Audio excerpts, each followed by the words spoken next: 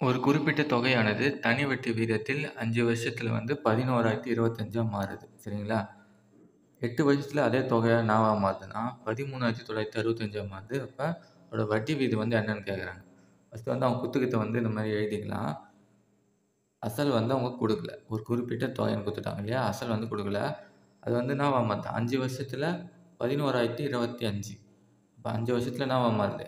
11,025. 8 வருஷத்துல 13,965. 8 வருஷத்துல 13,965. சரிங்களா? அதான் வந்து இங்க எழுதியிருக்கேன். 5 வருஷத்துல இது, 8 வருஷத்துல இது. அப்ப இதுக்கு வித்தியாசம் பாருங்களேன். 5 வருஷத்துல இது மாறுது. இங்க 8 வருஷத்துல மாறுது. வித்தியாசம் இது 3 வருஷம் தான். சரிங்களா? அப்ப 3 வருஷத்துல வந்து இது வந்து இந்த மாரி மாறுது. சரிங்களா? இது ஆக்சுவலா இது என்ன இருக்கு இதுல? 13,025னா அதுல அசலும் இருக்கு. 5 வருஷத்துக்கான வட்டி வந்து அதுல சேர்ந்திருக்கு. அதே மாரி இதுல வந்து அசலும் இருக்கு. 8 வருஷத்துக்கான வட்டி வந்து இதுல சேர்ந்திருக்கு. சரிங்களா? இந்த மாரி சம்மு கேட்டா ஃபர்ஸ்ட்டு நம்ம என்ன பண்ணணும்னா, ஃபர்ஸ்ட்டு 1 வருஷத்துக்கு எவ்வளோ வட்டின்னு கண்டுபிடிங்க. அதுக்கப்புறம் அசல கண்டுபிடிங்க. அப்புறம் பிஎன்ஆர் பேனர்ல போட்டா நமக்கு ஆன்சர் கிடைச்சிரும். சரிங்களா? இப்ப வந்து 1 வருஷத்துக்கான வட்டிய வந்து நம்ம கண்டுபிடிப்போம். இந்த கொஸ்டின் பேப்பரோட மத்த சம்ஸ் பார்க்கணும்னா டிஸ்கிரிப்ஷன்ல இருக்க பிளேலிஸ்ட் வந்து செக் பண்ணி பாருங்க. இப்ப இதையும் கழிச்சு நம்ம என்ன கிடைக்கும் பாருங்க. இதுலயும் அசல் இருக்கு. இதுல 5 வருஷத்துக்கான வட்டி இருக்கு. இதுல 8 வருஷத்துக்கான வட்டி இருக்கு. இதையும் கழிச்சு நம்ம என்ன கிடைக்கும்? 3 வருஷத்துக்கான வட்டி கிடைக்கும். புரியுதா உங்களுக்கு? இங்க அசல் 2த்துலயும் ஒரே அமௌண்ட் தான் இருக்கும். மாறாது. இதுல 5 வருஷம், 8 வருஷம் இருக்கு. அப்ப 8ல 5 கழிச்சா நம்ம 3 வருஷத்துக்கான வட்டி கண்டுபிடிச்சிடலாம் இல்லையா? அதான் வந்து இங்க எழுதியிருப்பேன். அப்ப இத 2த்தையும் மைனஸ் பண்ணலாம். மைனஸ் பண்ணா நமக்கு என்ன கிடைக்கும்னா 3 வருஷத்துக்கான வட்டி கிடைச்சிரும். சரிங்களா?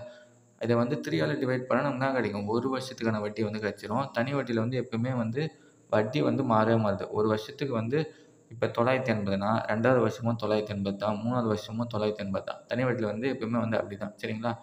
வட்டி வந்து மாறவே மாறாது.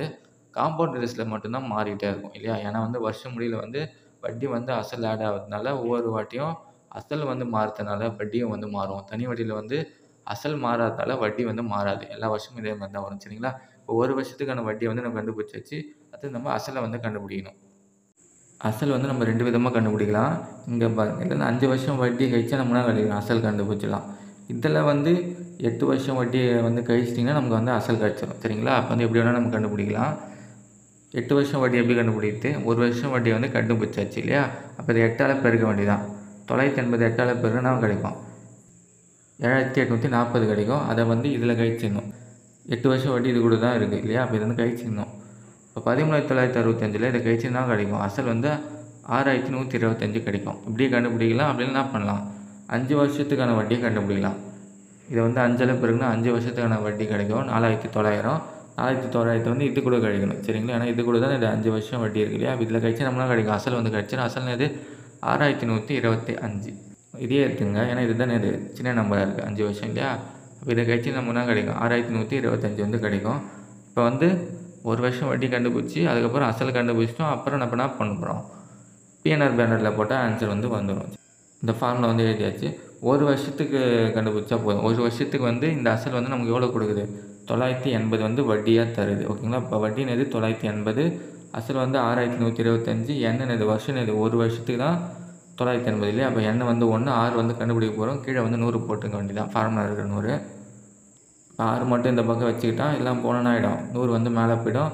6,125 கீழே வந்துடும். அப்புறம் 5 டேபிள் இதை வச்சிங்கன்னா 1,225 கிடைக்கும். இதை வச்சிங்கன்னா 20 வரும். மறுபடியும் 5 டேபிள் வச்சிங்கன்னா இது 245 வரும்.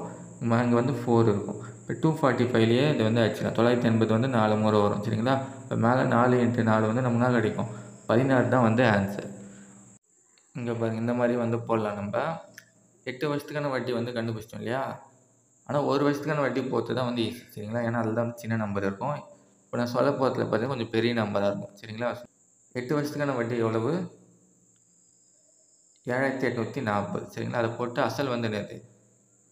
6,125 போட்டு எண் வந்து இதில் 8 போடணும் இல்லையா? 8 வருஷத்துக்கான வட்டி தானே இது. அப்போ n = 8 போட்டிங்கனாலும் அதே 6 = 16 தான் வரும். அதே மாதிரி 5 வருஷத்துக்கான வட்டி 4,900 போட்டு n = 5ன்னு போட்டாலும் அதே ஆன்சர் தான் வரும். சரிங்களா? ஆனால் வந்து இந்த மாதிரி வந்து போடக்கூடாது. இந்த மாதிரி வந்து போடக்கூடாது. இது என்னன்னு பார்த்தீங்கன்னா, இதை பாருங்க. இது வந்து 3 வருஷத்துல இப்படி மாறுது. சரிங்களா? அப்போ வந்து இதை வந்து அசல் மாதிரி வச்சுக்கிட்டு 3 வருஷம் கழிச்சு வட்டி எவ்வளோ வருது? 3 வருஷம் கழிச்சு வட்டி எவ்வளோ வருது? 2940. சரிங்களா? 2940 இங்கே வந்து இந்த லெவல் 025 போட்டு போடக்கூடாது. இது வந்து தப்பு. ஏன்? ஏன்னா இது வந்து அசலே கிடையாது இல்லையா? அசலும் வட்டியும் வந்து சேர்ந்து தான் இருக்கு. அதனால இந்த மாரி போடக்கூடாது. சரிங்களா? இந்த மாரி வந்து போடலாம். இந்த மாரி போட்டா அதே ஆன்சர் தான் வரும். 3 வருஷம் கழிச்சு இது வருது. அசல் என்னது? 6125 இந்த மாரி போட்டாலும் ஆன்சர் வந்து 16 தான் வரும். சரிங்களா? இந்த கொஸ்டின் பேப்பரோட மத்த சம்ஸ் பார்க்கணும்னா டிஸ்கிரிப்ஷன்ல இருக்க பிளேலிஸ்ட்ட வந்து செக் பண்ணி பாருங்க. சரி ஓகே. இதுக்கு ஆன்சர் வந்து என்னது? 16 தான் வந்து ஆன்சர்.